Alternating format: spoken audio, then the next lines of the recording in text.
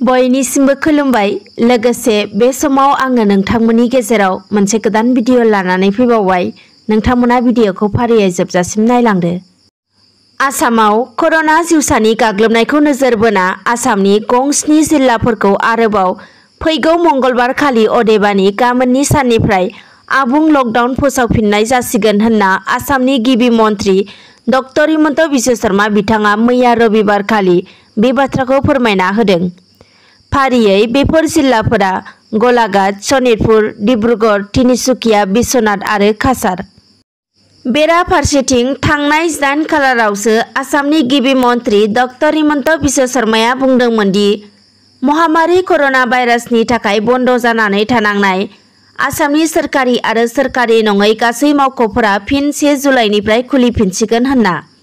लोगोसे कर'ना जिउसानि गाग्लोबनायनि रुइलांनायखौ नोजोर बोना आसामाव लकडाउन, कार्फिउ, खायसे बिथिंफोरखौ रेहाय होनाय जासिगोन होननानैबो बिथाङा फोरमायदोंमोन आरो आसामाव गासै सोरखारि मावख'नि मावथि आरो सोरखारि नङै मावख'नि सुबुंफोरखौ फैगौ 10 साननि गेजेरावनो कर'ना भेक्सिन होनायखौ 100% होनाय जागोन होननानैबो बिथाङा फोरमायदोंमोन।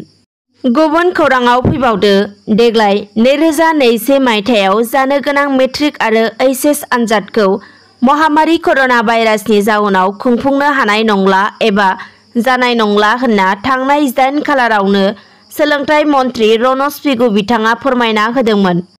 बेनि उनावनो गोबां फरायसा आरो फरायसुलिफोरनि थाखाय बे बिथांखिया मोजां जादों आरो खायसेनि थाखाय गाज्रि जादों। बे समावनो सासे फरायसुलिया जानो गोनां देग्लायनि मेट्रिक आनजादखौ बोखारनायनि थाखाय दुखु मोनना सहायनो हायैनि गावखौ फोथैना लादों होनना खौरां मोननो हादों। मोनथिनो मोननाय बायदिब्ला बे फरायसाया लखिमपुर जिल्लानि रानि गगै देग्लाय मेट्रिक आनजाद होगिरि सासे फरायसामोन। गुबुन खौराङाव फैबावदो। बिटिआरनि चिफ मानगोनां प्रमद बर'आ थांनाय 19 जुनाव आसामनि गोजौ रेंकनि अफिसारफोरजों बारग' एनडिएबिनि मावथिफोरखौ पुलिस आरो पारामिलिटारियाव थिसनना होनायनि सायाव सावरायलायदोंमोन।